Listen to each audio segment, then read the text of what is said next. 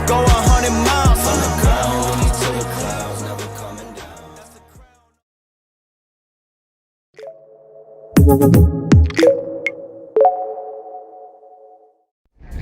down. Welcome to the official podcast of PHP Architect. Join us to listen to the latest news and tech talk from our conferences, the magazine, and wider PHP community.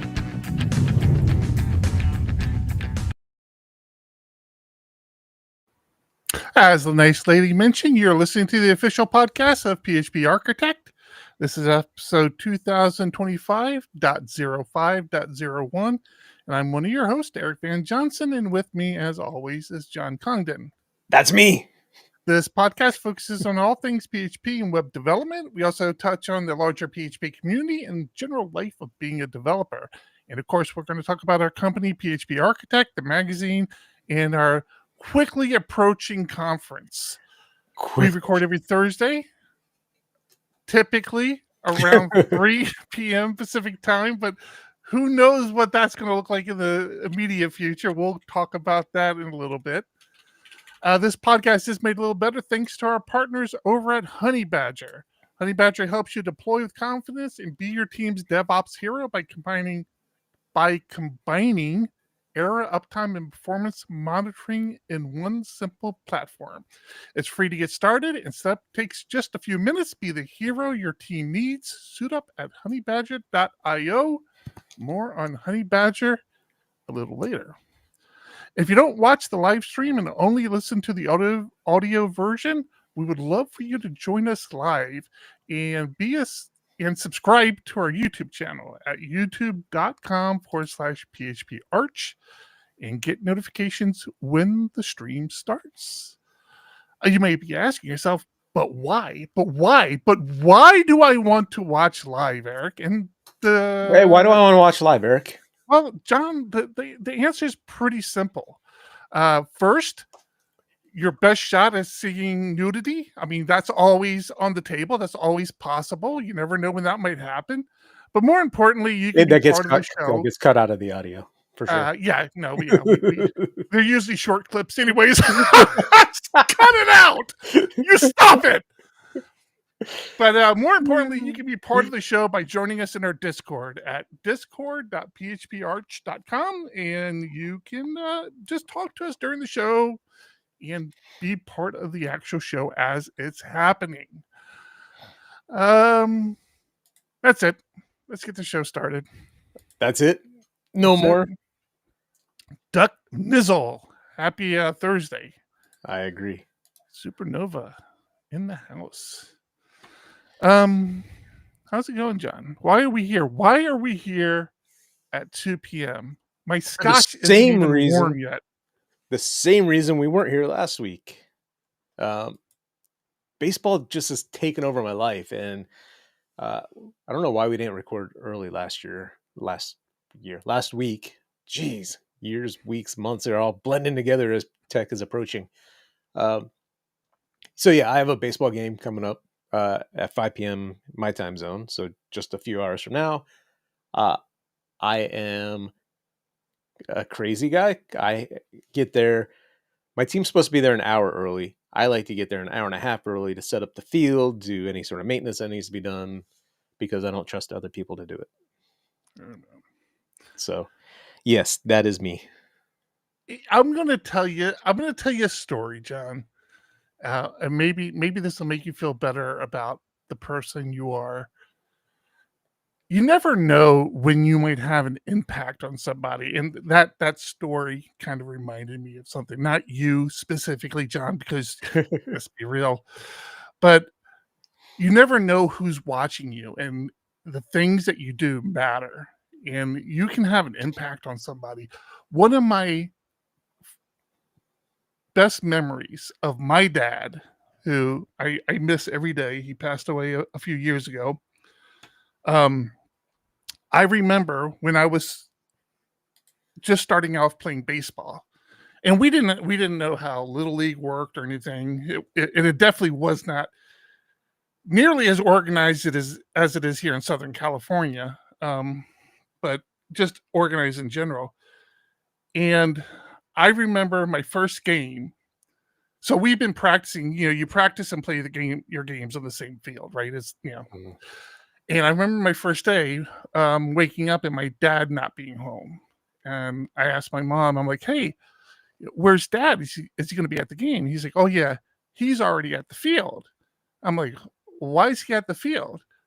My dad had gone to the field like 3 hours before game time with a rake, one rake, a simple rake, and started raking the entire field because our field was trash. I mean, it was absolute trash. There were like rocks and boulders all over the place, and kids had been getting busted in the face all week in practice.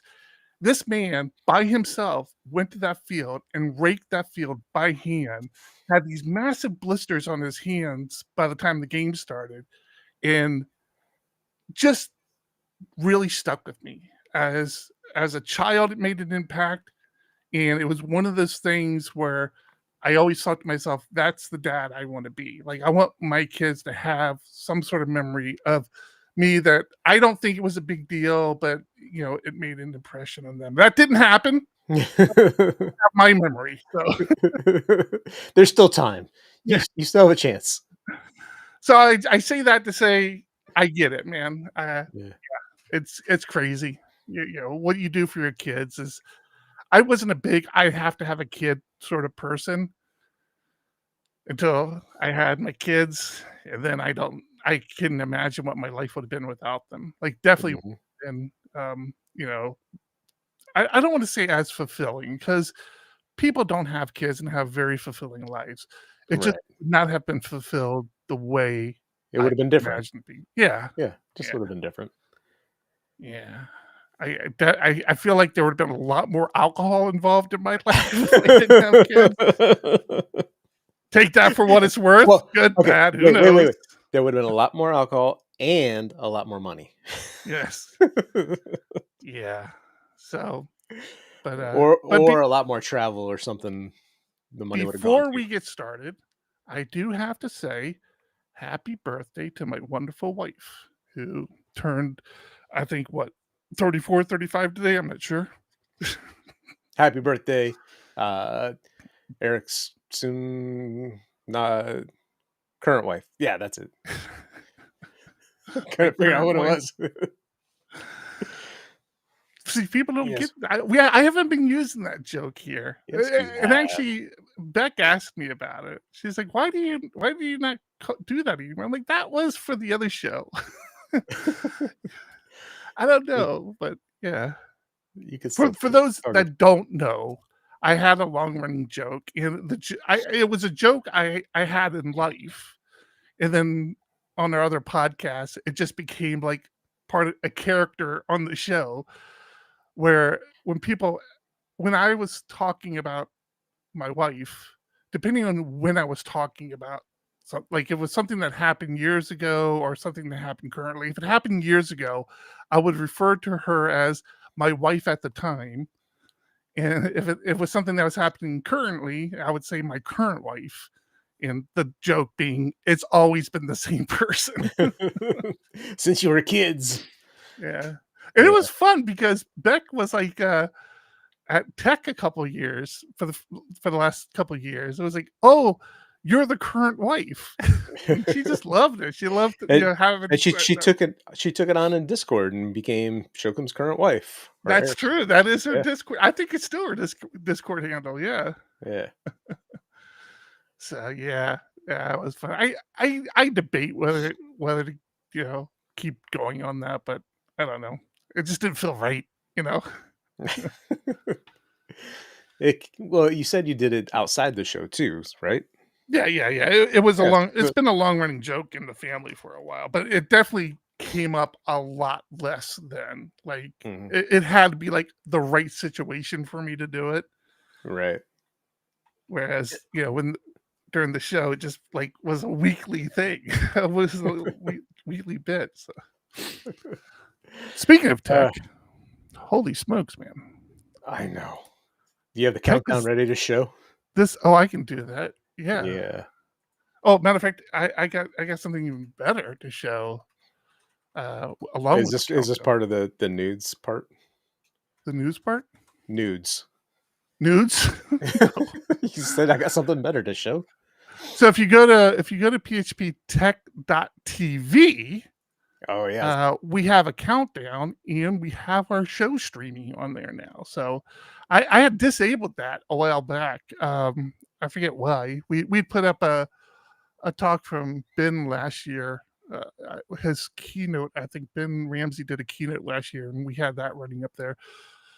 So, anyways, when the show is not streaming, you have the new video bumper that we have going. the new little bumper, which is also on phptech.io. I just have it as a look through, a transparent video over the skyline that we've had up there for forever. Mhm. But I do have the countdown there too. 18 days. 18 days. Ugh. What were we Yikes. thinking? Are we ready? No.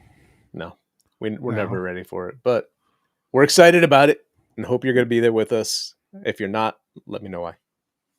Yeah. Yeah. We'll need a note from your doctor if you're not there. Yeah, That for is sure. very important.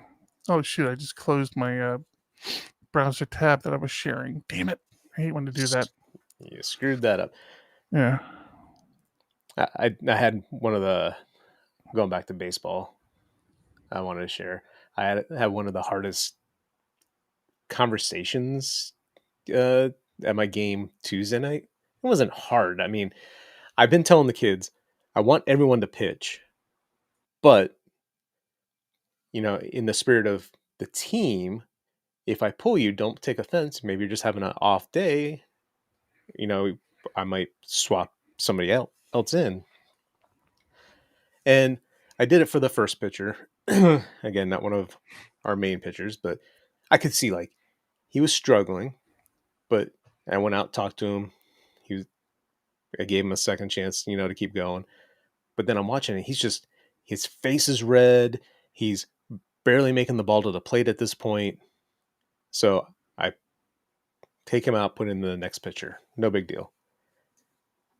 A couple innings later, another kid that doesn't normally pitch for us, I'm giving him a shot. He's pitching. And then I go out and I talk to him. And I'd say, hey, I'm going to swap you out. And he looks at me and goes, why?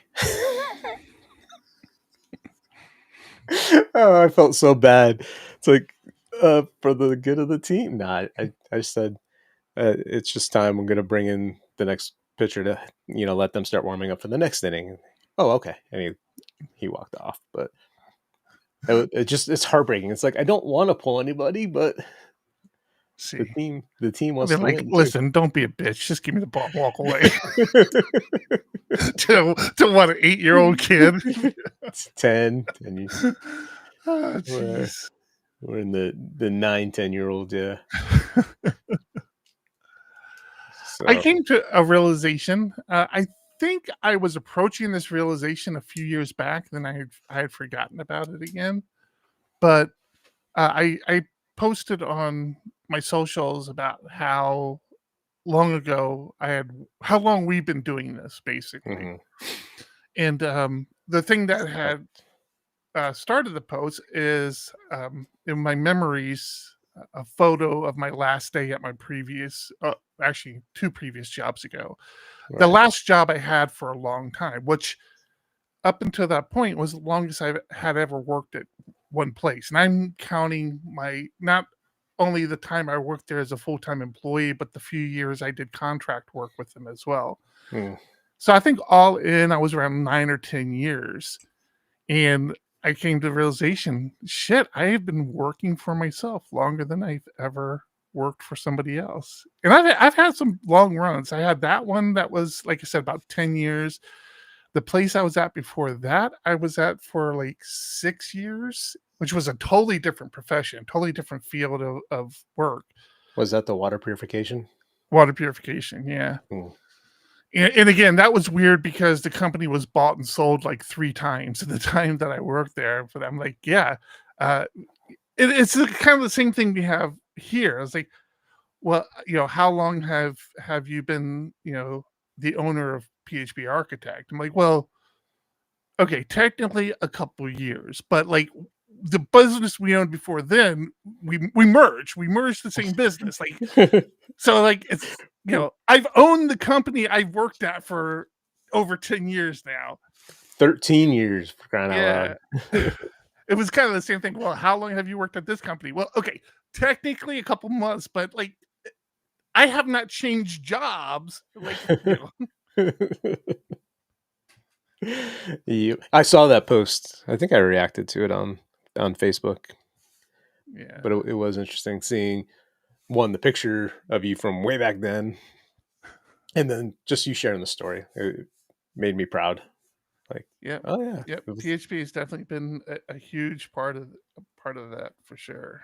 All the, I mean, not only you obviously, but just the people I've made friends with, like what I would consider a group of friends today are completely different than what they were before I started doing this. I mean, don't get me wrong, I still have people I hold very dear, to my heart. Matter of fact, I go visit the one guy up in Washington State. I got a couple other people who are just very important to me. Who it was less of the fact that we worked together, more of they were mentor figures to me when I was younger, and really kind of helped me mature as a person, as a dad. They really helped me with those things. But can I interrupt with some breaking news? Absolutely. We just got an agreement for another sponsor for PHP Tech. What? Yeah. Is this what we were talking about earlier?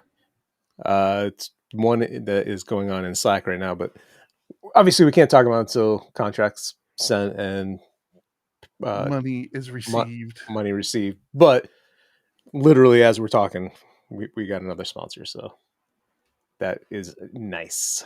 Oh, this is an interesting one too. Yeah, we did talk about this one earlier, didn't we? Yeah. I don't want to accidentally share my screen or anything, but okay. Yeah.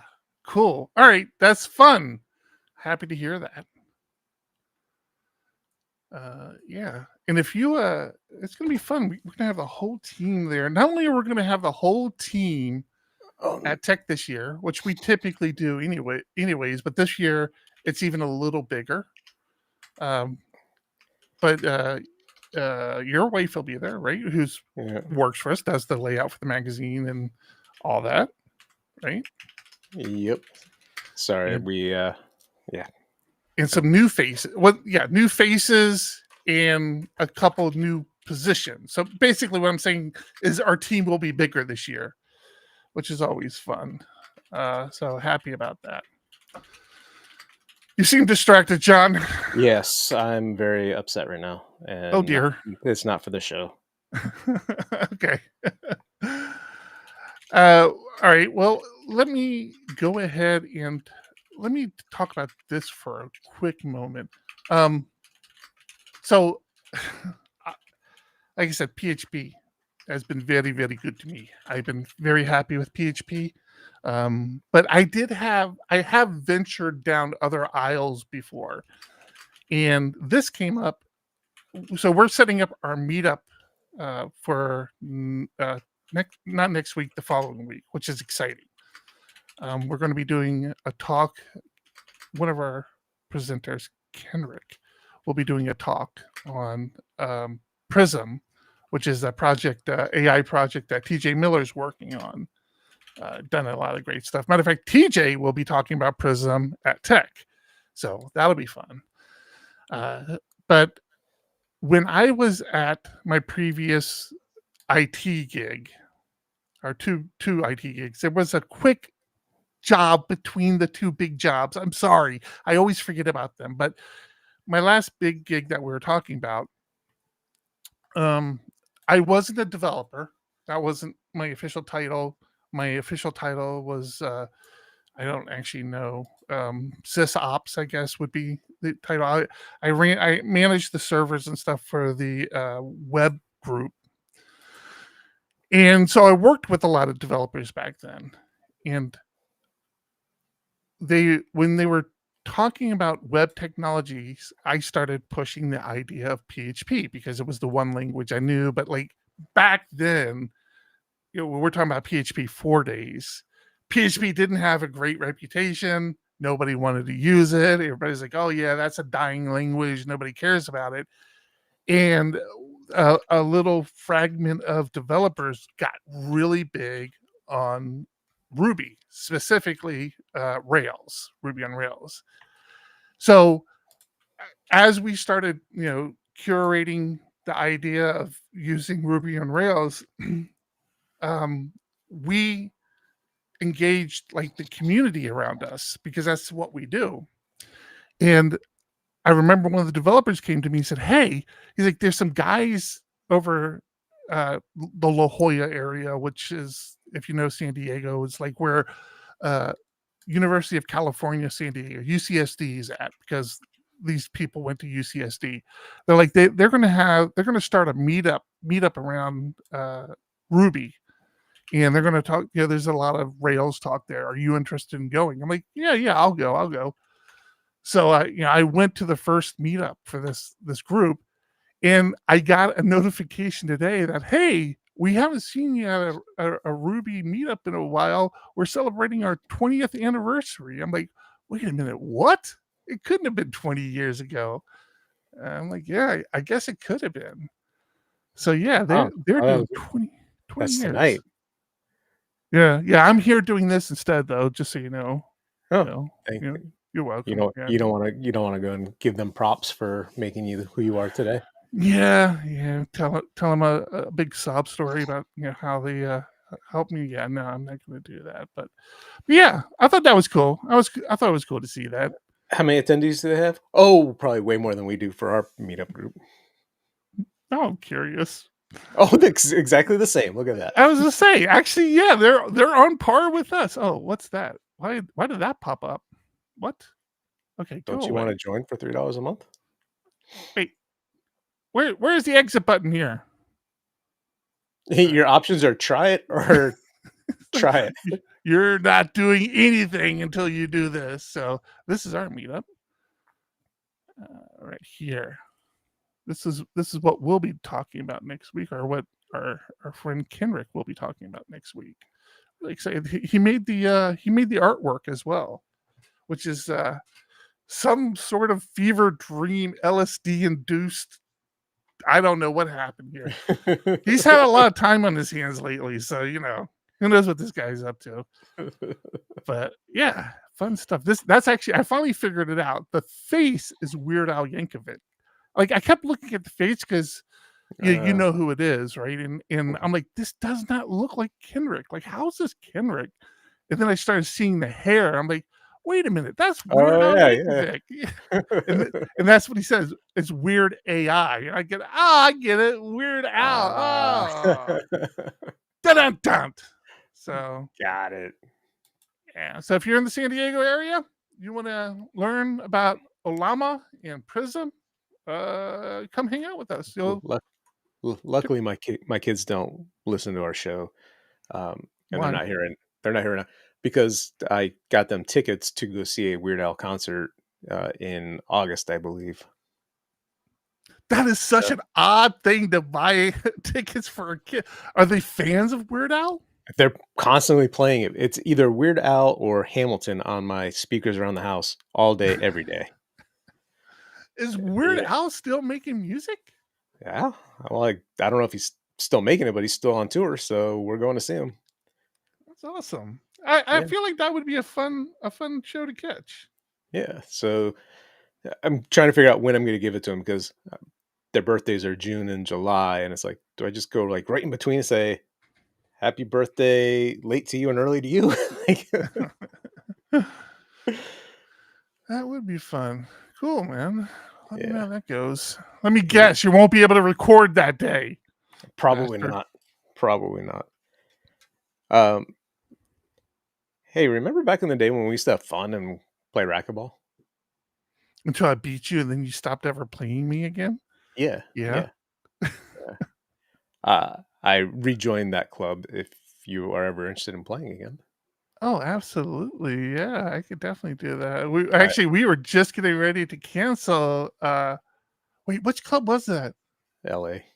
Oh, it was LA? Okay, Yeah. yeah. We were actually just considering canceling ours because the kids don't live with us anymore, and they initially had gotten other memberships, but now it turns out that didn't work out. So I think we're gonna hold on to our membership. So yeah, that might be a Even if thing you to don't, do. even if you don't have one, I can bring a guest every time, Yeah. so you could just join. That Uh, used to be so John and I had an office brief for about a year, for 2 years, I think. Was 2 it years, 2 yeah, years? 2 Yeah, years. for the Diego Dev group. So it was John and I, and we had like this, all these desks for any developer who wanted a place to work, right? We didn't make people come into the office. It was completely optional when they'd come in. I But it pretty was nice when much they went in. did. Huh? It was nice when they were there. Like It we could it all. was, and it felt like a lot more got accomplished. I hate to say that, like, as a group that's all remote, it definitely felt like a lot got accomplished those days that everybody showed up. But there was a gym by the office, and John and I would play racquetball. He'd, run me ragged. I mean, it was pretty sad. I would pay him back though by hitting him with the ball as frequently as I could. So I started playing with a friend I bowled with, and yeah, we go and he beats me 11-0, 2, like just kicks my ass, and it's embarrassing, but it's been fun. Yeah, And hit him with the ball a few times. It makes you feel better. I actually took my son for the first time last night, and he really enjoyed it. And he's like, "Can we go again?" I'm like, "Well, not tomorrow night. I got baseball. Not the following night. I got other plans. But yes, we will go for sure." I do love racquetball, and I'm telling you, like, this was no pickleball thing. Like, John and I would like be gasping by the time we were done, and we usually played a couple of games. Mm-hmm. Like, it wasn't just one and done. We played for about an hour typically. Mm. Dude, I remember just being beat. It was that good beat too. Like, Yeah. oh, that felt good. Yep. I So do we'll have miss to it. do that. Yeah, for sure. Um, if and feel free to jump in at any time and let me know if I'm wrong about any of this. Of Okay, course. John. Uh, I'm good at it. No, you're good. You're good. You're right. I can't believe we're already 30 minutes into the show. Okay, John pointed out we haven't done Honey Badger yet, so let's hear from our good friends at Honey Badger. Which ad do we want to go with? I haven't done mine in a while. I'll do mine. And now it's story time with Archie, brought to you by our sponsor, honeybadger.io. One time, a customer of Honey Badger's had their background job run overnight and caused hundreds of thousands of errors to be reported to Honey Badger by mistake. Like many other error tracking and performance monitoring tools, Honey Badger bills for monthly usage, and so the customer's mistake was going to cost them a lot of money that month. If you've ever used a monitoring service, you might have experienced something like this. Well, fortunately for this customer, they emailed Honey Badger support and received the most amazing reply. Honey Badger was resetting their monthly quota and canceling the bill. This is just one example of how much the small team at Honey Badger cares about their users. Ask anyone you know and you'll hear similar stories. Go check them out at honeybadger.io. It's free to get started and setup takes less than 5 minutes. Don't forget to bookmark it. That's www.honeybadger.io. Thank you, Thank you, Honey Honey Badger. Badger. Be nice if you sponsored tech with one every now and then. I'm just saying, just putting it out there. If you ever wanted to sponsor tech, we'd give you a good deal. Okay, yeah. Feel free to let me know if I'm getting any of this wrong. But a little fun fact about PHP Architect: the group that we took PHP Architect over from were the Three Musketeers. And one of the people in that group, Eli, one of his like big things, I don't want to say it was his big thing, 'cause I don't know what the guy's done professionally, but the thing I knew him from, and I think a lot of people who knew of this would be what they knew him from, and a lot of people who might not have known he was involved with this. But one of the things he did is he helped build a little website from back in the day called dig.com. And dig.com went on to be like this powerhouse of tech. Mhm. And it was just like they hit the iron hot. Like it was like the perfect time where uh, sites like slash.com, which was the inspiration. What was his name? Kevin Rose? Yeah, Kevin Rose. Yep. Yeah, Kevin Rose. Yeah, was the inspiration Kevin Rose had to creating dig.com, which was this user driven, user submitted website for, tech news and talk. I mean, it's commonplace now, right? But there was no Twitter back then. There was no Facebook. Like the idea that you giving users the ability to publish the stories on your website and then decide which ones they like and didn't like was very unusual. And they also like had a just massive podcast back in the day called Dig Nation and all that. And then I don't know what happened. I know they sold, and other people came in, and of course it kind of died on the vine. I always thought, but as it turns out, it is being rebooted apparently. So if you were a dig person from back in the day, and I'm really curious what they bring to the table now, but if you were a dig person back in the day, you might want to give this a look. I'm already not feeling great about this because like you can claim your username, but I think there's like a charge to it. Like you have to pay to get a username. I believe that's what I had read. I guess we could look at that real fast. Yeah. Yeah, there's a $5 charge to reserve a username, which already is kind of like, what? But It's a like it's a tiny one-time tiny, $5 barrier. tiny. I just don't know why. Like, there's so many sites out there that do that now. Like, I just don't know what they're going to be bringing to the table where it's like, oh yeah, this is worth getting into again. But I just thought it was cool because I like talking about the fact that Eli built one of the first versions of Dig, the first kind of popular version that did a lot of stuff. But yeah, so it's out there. Reboot.dig.com. What happens if you just go to dig.com? Does it just It takes you there because that's what I did. okay? Yeah, dig.com. Man, this used to be. This was like one of those sites where every day I would go and see what was. And then the Dig Nation podcast and was just I was hooked on it. I watched it all the time. Yeah, yeah. Yeah, I mean, yeah. We're Like I said, old. right people, right We're time. so old. We are. We really are. Funny. All right.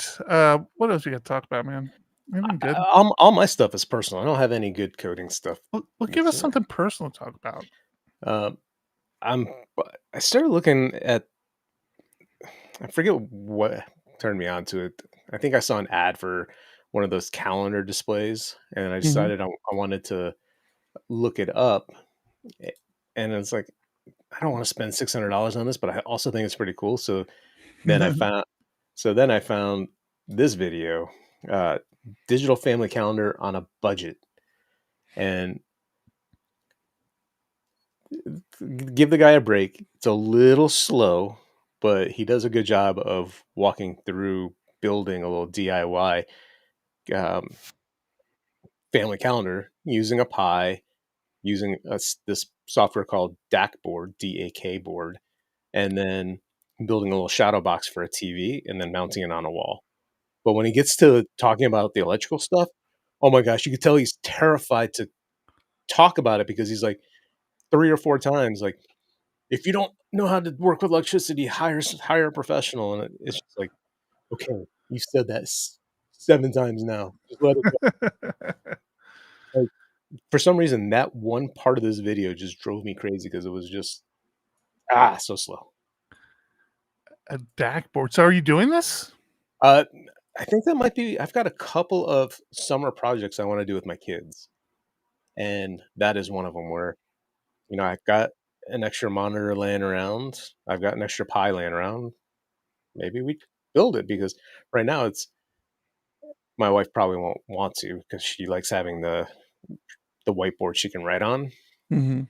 But I mean, it's the 21st century. It's already in our calendars. We don't have to rewrite it onto a whiteboard every day. I mean, yes, we will write stuff on there too, but I'll create their own calendar. Teach them how to use a calendar on like a Google Calendar, for crying out loud at this point. And then Yeah. they can see it up on the screen. Like, oh, I got to go feed my turtle today. Go do it. Yeah. Beck's the same way. She's so funny because I love her dearly. And once again, happy birthday to her. But she still does like lists. Like I've tried to like get her in, to do this, or just like, why are you doing it this way? Just put it in your phone. All the phones have these note taking apps now. I mean, not even doing anything fancy like to do this. And no, that's just not how some people work. And did you see my speaking of which, this wasn't my wife. Did you see what I said about my mom yesterday Mm-mm. on I my don't think so. socials? So No. my mom, and like I said, I'll give the woman credit that she tries to use technology, and she's just really, really bad at it. And I needed something from her. My mom went through the trouble of typing this up on her computer. She then prints it out and realizes, oh, I made a mistake. Takes a pen, corrects the mistake, scans it in, and emails me the scanned image. I'm like, I just don't know what to do here. I really don't know what to do here. Yeah, Oh, she's that's a good great. person. Yeah, but yeah, much like your wife, we have the board in our kitchen. Even my wife, who works from home in kind of an IT sort of environment where they're this virtual radiology group, to track everything that's going on.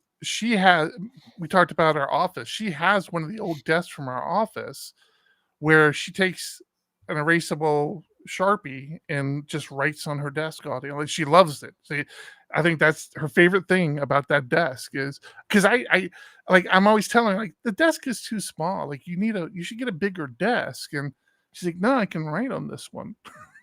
Like, you got me there. You can put down a little whiteboard laminate on any desk, actually. Yeah. So yeah, I get it. Or I a guess piece that's of how some glass. people think. Yeah. All right, I found a fun site. I think this is yours. What is this? What is this video?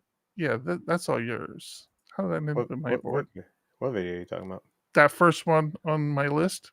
That's you. Oh, okay. That's the same one that I already shared. Yeah, I It, figured. it just got So I don't remember how I came across this, to be completely honest with you. But I came across a website where I'm like, what is wrong with people? Why do people do this? And I'm like, yeah, you know what? This is actually kind of cool. I'm not even mad about it anymore. There's a website out there that tracks how dead a a tech is. Uh, so it could be like a language. So obviously they have all the languages, PHP, Rust, and all that. And then there's a lot of packages on here. Matter of fact, if you look at this, this October CMS is a Laravel CMS package that I used to use back in the day. You see Cake down here too, Cake PHP, which was the framework I was doing a lot of. But yeah, if you have Silverlight, so it's kind of cool what it does. It looks at how often that technology is being talked about on various platforms, what the repos look like for that platform, and then it just kind of figures, like, it does this like guesstimation of, okay, how dead is this technology now. And Isn't I don't know, Bit man. remember Vagrant. That's endangered. But it gets worse. If you go to page 3, the one right next to Vagrant. Oh, wait. What do you? I was going to PHP. Uh, Wait. What page 3? Oh, wait. what? Where did I went to? Here. Yeah, 2, 3. you got Vagrant. Oh. Yeah. I mean, come on. It's 55%. So, and a lot of this is just like a lot of what it's talking about. Like, I think these are the better metrics. GitHub and Stack Overflow, which this score in Stack Overflow isn't great, but a lot of this stuff is like when tech isn't new anymore, people just stop talking about it, right? So it's just like, not so many. So let's see what Laravel is, just since we're here. PHP is more stable than Laravel. No, I don't think so. Is it? Laravel's 32%. That's pretty damn stable. What was PHP? Wait, I thought that that higher the number, the closer it is to endangered. Yeah. So PHP is. Oh, you're right. PHP is lower. Oh, look at that. Nice. All right. Well, that is good. Yeah. So this is fun. Let's see, Symphony. What's Symphony? Since we're here, let's see Symphony. They're all doing good. All the PHP stuff is doing pretty good. Like I said, Laravel's doing pretty good. Cake wasn't. We saw Cake wasn't doing well. Yeah, I don't know. I'm not even mad about it. I think it's fun. So this is a fun little site to go to. It's isthistechdead.com, and we'll put it in the show notes for if you are listening to the audio podcast and want to come back and look at this later. But it's a little fun site. I like sites that do that aggregate information across several platforms, then kind of puts it all together. So yeah. Interesting. So it is very interesting. It's fun to poke around. So I just talked about Dig and how you had to pay like $5 to reserve a username, and this is kind of more in line with what X does, but Bluesky, who was founded by Jack Dorsey. Yeah. The guy who created Twitter. Supposedly Bluesky, my understanding of the story is Bluesky was the next iteration of Twitter. And when Elon bought Twitter, Jack negotiated to allow him to have the code base for Bluesky. And they're like, yeah, you can take it. And so he took it and created Bluesky. I forget what it was called back then. And the one thing I always thought was cool about Bluesky. Let me Bluesky app. Let me open this up real fast. The one thing I thought Bluesky did well first was that if you own a domain, so verified accounts is always a big deal, right? I mean, the blue check mark on Twitter, everybody loved. And Bluesky loved until Elon made a joke out of it. Oh, that's true. Until you could actually just buy a blue check mark. With Bluesky, they kind of what I thought was a very creative, different approach, which is if you own a domain, you can actually have that domain be your username in Bluesky.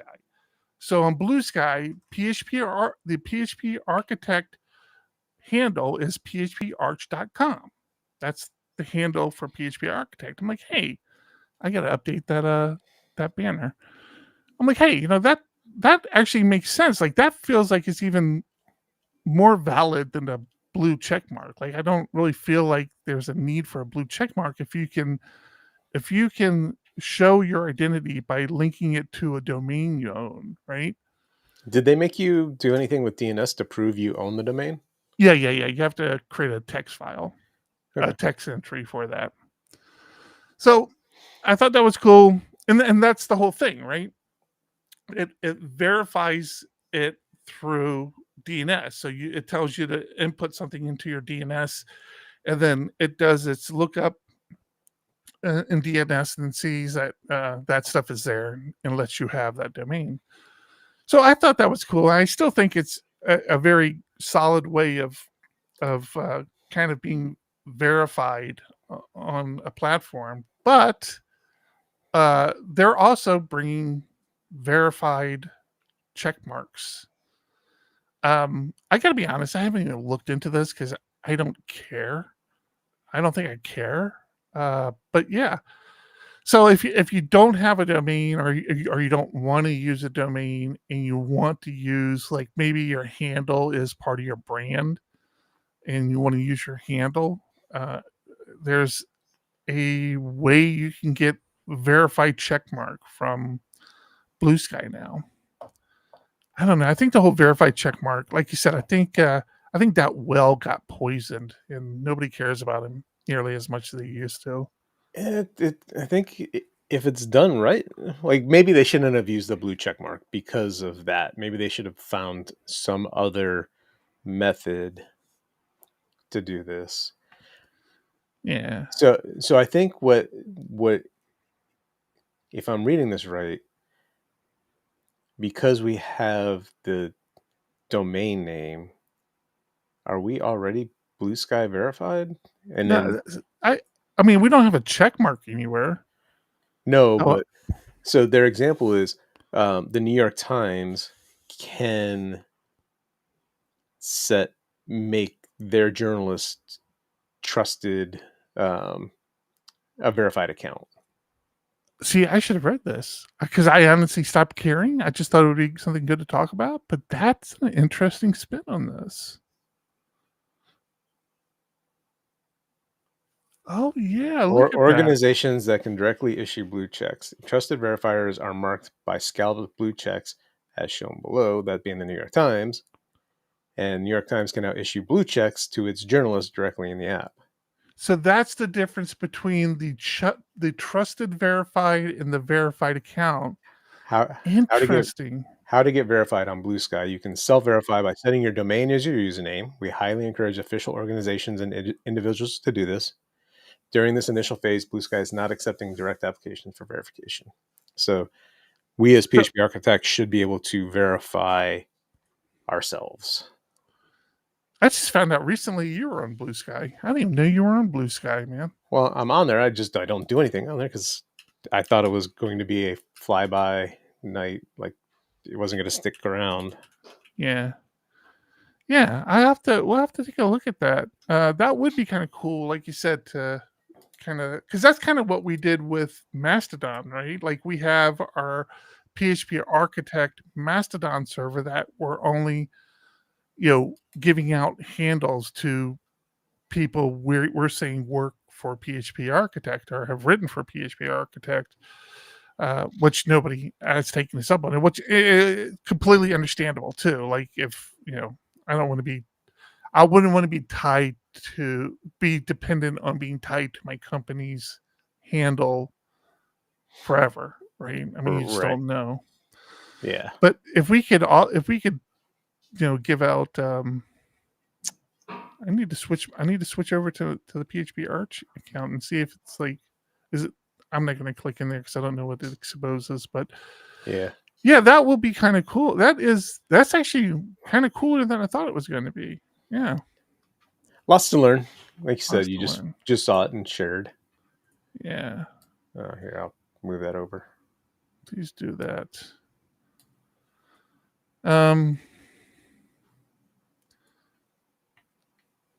I mean, I'm kind of hesitant talking about this because I get butthurt very easily. And this would be another thing I'm a little butthurt on, but JetBrains has PHP Verse coming out in June 17th, which is a virtual free, I think it's a free virtual event you can attend. 4:30 to 10 a.m. Pacific time? No. Yes. No, that's 1:30 Central, right? Right. The 7:30 Eastern is 4:30 our time, so it's gonna be 4:30 to 10 a.m. on the West Coast. See, this is the thing about having a global audience. Like, there's never a good time Yep. that makes sense for everybody. Yeah, 11:30 UTC. Yeah. Yeah. Anyways, it's going to be a virtual event. Lots of speakers, Laravel people, lots of Laravel, lots of Symphony. Oh, he spoke. They spoke at Tech last year, didn't they? I can't see. Gina Banyard? To put me on the spot like that. Maybe not. Maybe not. I don't know. Maybe they wrote for us. I know that if they didn't speak, they wrote for us for sure. But yeah, so that's that's something I didn't forgot to mention. So if you're not aware, phptech.tv is the streaming site for the conferences. So if you attend the conference or if you buy a virtual pass, this is where you'd watch it. But more importantly, you also have access to all the previous years. So you can go back, 2023, the previous years that we've been running it anyways. Go back to 2023 and look at any of these. Oh, and I Hello? forgot. I set that up to autoplay now. Yeah. Yeah. I'm still seeing your PHP verse screen. Oh, sorry about that. So, anyways, this is the site you'd come to. You also have access to all the previous years, so you can go back, 2023. The previous. God damn it!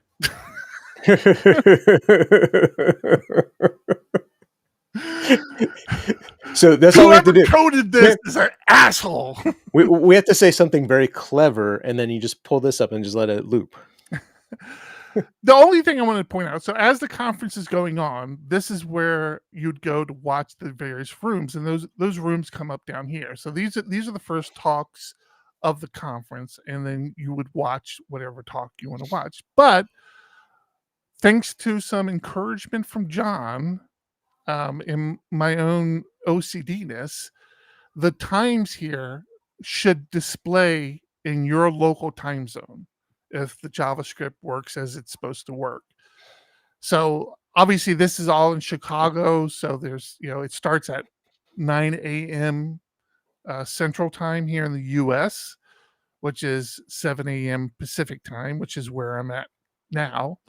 But yeah, just meant to, as you're here, as you're looking, you kind of get a better idea of when things are actually playing, and you don't have to convert it in your head. And I like our room names. What we don't have up top outside of the video, the bumper video that's not on here right now, is the theme of the conference this year is knock it out the park. Yeah. Knock it out of the park. I don't know, whatever. So drives the man crazy. so the room names are Wrigley Field because we're in Chicago, and that's gonna be the ballroom, the main room we're in. Petco Park because we're from San Diego and wanted to name a room there. And then Rove stepped up and sponsored a room this year. So we gave them Rove Stadium, which, they keep blowing up. Maybe one day they actually have their name on their own stadium and call it Rove Stadium. Yeah, but we would have called it that first.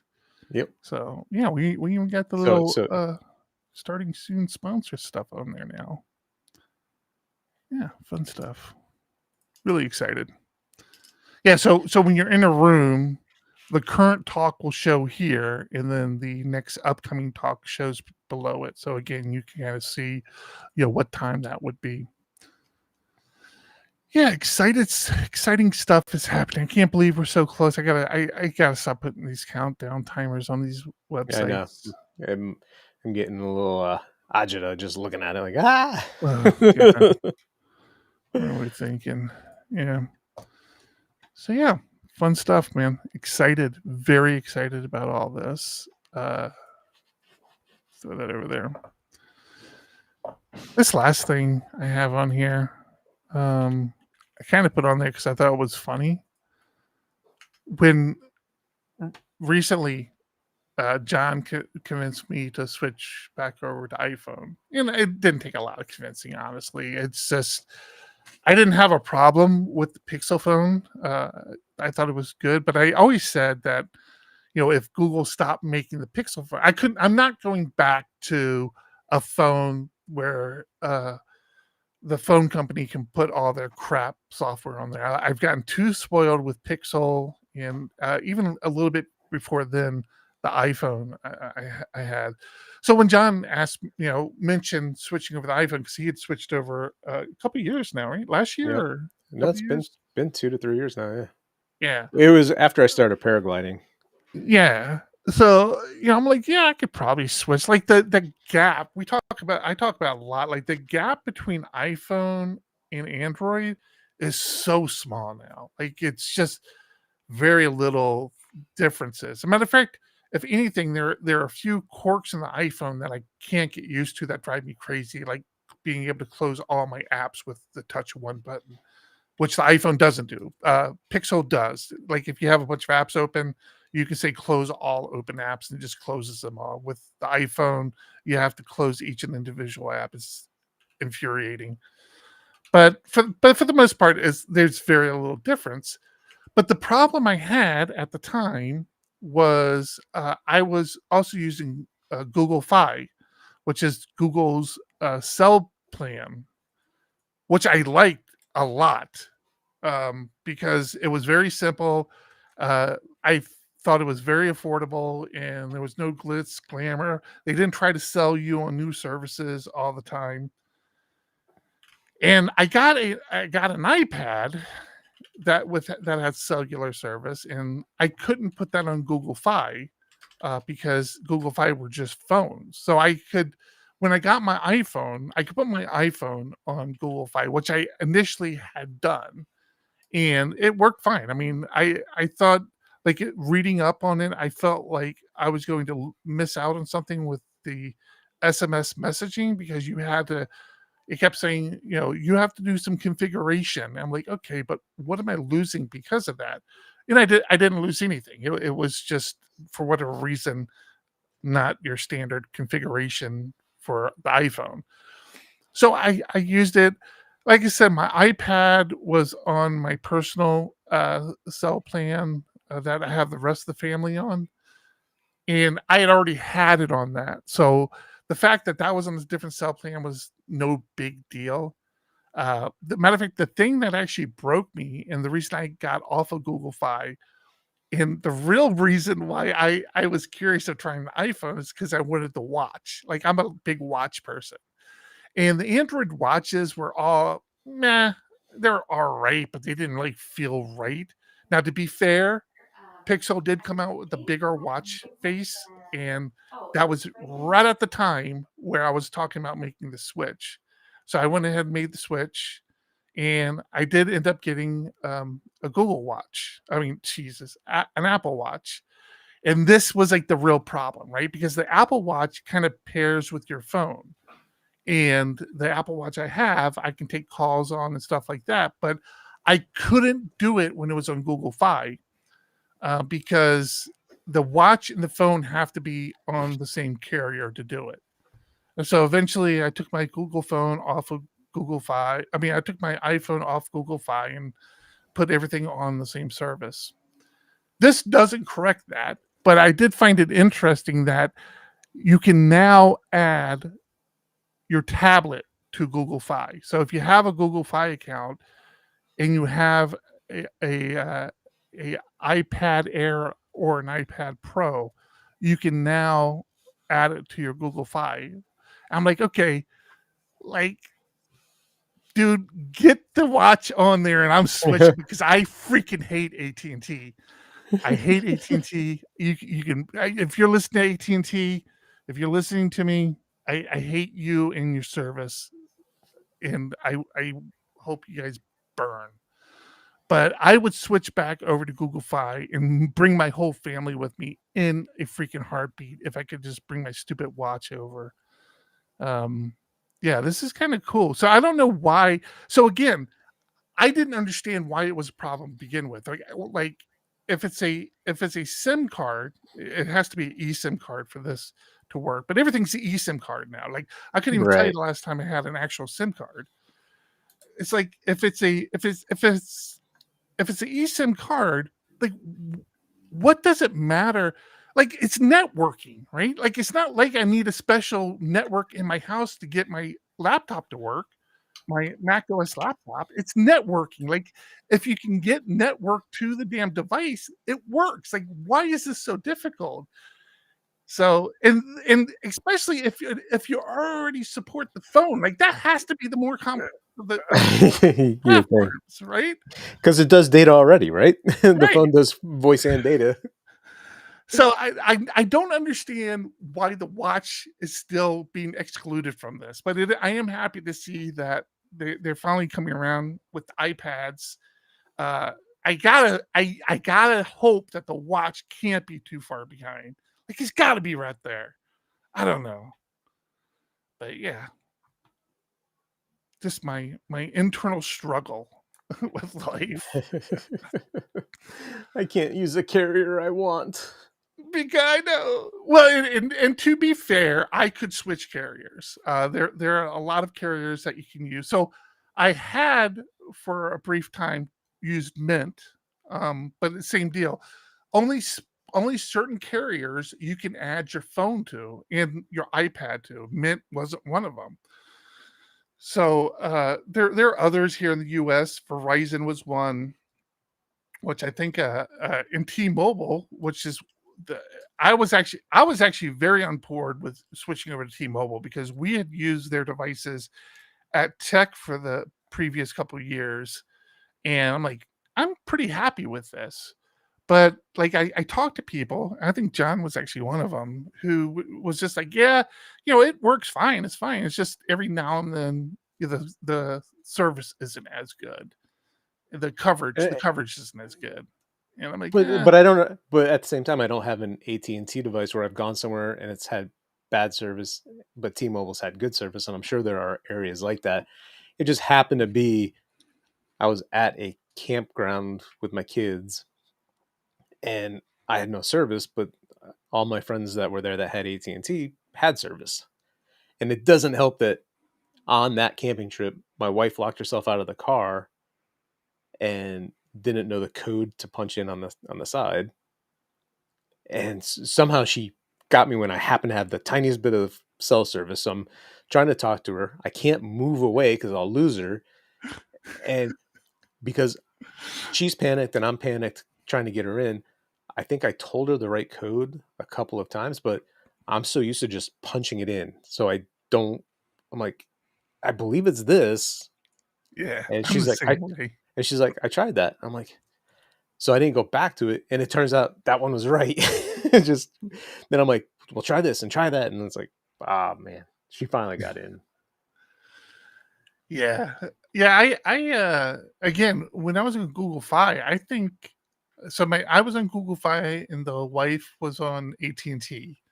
And I think more times than not, I had coverage when they didn't. Like we'd get this spots where her coverage would be spotty, but mine would be pretty solid. I really liked Google's cell service. I mean, it's the same. Like so many of these services, they're all the same network. They're just they brand their own stuff. I don't know why some work and some don't, but yep, I don't know. I'm gonna throw away all my digital devices at some point and just be a gardener. Feeling that day coming very quickly.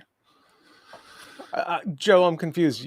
You've been using Tabby for a while. Tabby, Terminal. There's been terminal discussion between Warp, iTerm 2, and Tabby. Oh, Duck I Nizzle recently switched over to Ghosty. and another one. Oh, so Duck Nizzle asked, what terminal do you guys use? I was using Kitty on macOS, but now that Ghosty is available to everyone, I'm trying it. Oh, so I got to be honest. I've been an iTerm user for a long time. I finally switched over to Kitty because I just like the I with iTerm. Like I just want to get rid of all the window dressing around it. I just wanted a clean black box to work with, and so I configured my Kitty to do that, which I was really happy with, and And then recently, I made the shift over to Ghosty. So as it turns out, I actually continue to use both Kitty and Ghosty, and I'll explain to you why. I use Tmux pretty much everywhere. And when you SSH to a machine and fire up Tmux, you got this weird thing where you have to hit your lead key twice. And I'd gotten pretty accustomed to doing it. But I'm like, why do I do this? Why don't I use Kitty for any remote servers I need to SSH to? That way I can just fire up Tmux in those terminals and it'll just be like a normal terminal. And then Ghosty is my local terminal, like the system I'm working on. I'm using Ghosty.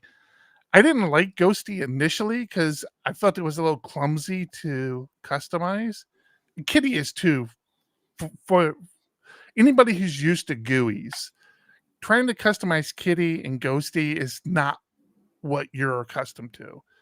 Fortunately, I'm not that person. So getting into config files and customizing my terminal, I was actually very comfortable with. But I just didn't like the syntax of Kitty, and Ghosty just didn't really feel good to me. But I finally got it set up to where I like it. So yeah, I'm a terminal geek, man. I love my terminals. Yeah, if you're ever curious, let me know. I'd love to share what it looks like, but it's here. Let me see. I'll see. Can I share? Stop sharing, and then I can share apps, right? No, you can't share apps. Oh yeah, you can share Windows. So where's Ghosty at? Where's Ghosty? I don't see Ghosty. Yeah, I don't know this. I don't know. I got way too many windows open, man. There's just too many windows open. I can't find my terminals at all. Actually, I don't even see my terminals in here. That's weird. Chat. Storm's in here. That's in there. Oh, here's Kitty. So here's a Kitty share where so these are all remote servers that I work with, and then I have my Tmux setting for each one. So it's not a Tmux inside of Tmux is kind of where I'm getting at. And my Ghosty basically looks the same. It's the same Tmux setup. I don't know what Ghosty is. Is that Ghosty? What is that window? Oh, this is Ghosty. That's the podcast stuff. So yeah, I have my my terminals in here. See, I've been working on Tech TV, working on some other projects, but yeah, I have the podcast open for this one. So this is my local PHP Arch Top Dog computer. This is my local machine that I work on every day. So I don't have to do that weird Tmux inside of a Tmux thing where like that top bar that you see is my Tmux bar. So there would be two of those. And for a while I had like one on top and the remote servers would be at the bottom, but it just bugged me. So yeah, it's the same experience. Like my Tmux configuration, I just push to all the servers I work on. So I have the same kind of key bindings and everything. I'm really happy with it. Cool. All right. I know John has got to get out of here. He's got some kids to make cry, and I've overshared. That's my goal. Yeah. So thanks everybody for hanging out with us. It's been a great time. Hope to see. So what's the story for next week? We doing this next week? Depends what time. I know you've got. Yeah, next week is good. I was thinking the week after. Yeah, a week after. I don't know the week after. Yeah. So my last regular season game is this Saturday. Then we start playoffs. So there's nothing scheduled next week. So it shouldn't be an issue. Yet. Nothing scheduled yet. I should be with where my team's at in the seeding. I shouldn't be playing next week. I should be playing the week after. Okay. And then the week after. Yeah, the week after is not the week of. So yeah, you're right. That does. Yeah, we might do it. I don't know. We'll see how that goes. We'll figure that out next week. Yep. and we'll just move on. Hey, what's the story with bowling? Is bowling done? You guys win the... Bowling's done. We took the championship. Hey, congratulations! The championship series came down to, we won the first game, they won the second game, and then we squeaked out the third game. So it doesn't matter. It goes down as a win. So. Yep. But then the president of the league scared me as I was turning it in. He said it was number of points, and they took. Oh, we still would have gotten it. Never mind. I don't know what he was thinking. Well, congratulations. Thanks. All right, everybody. Thanks for hanging out with us. Thanks for making the show a little better by contributing to our chat. And if you're listening to the audio podcast, think about joining us sometime and hanging out with us. Until next week. Bye. Bye. This has been PHP Podcast, the official podcast of PHP Architect, the industry's leading tech magazine and publisher, focused on PHP and web development. Subscribe today at phparch.com to see what the leaders in the community and industry are talking about.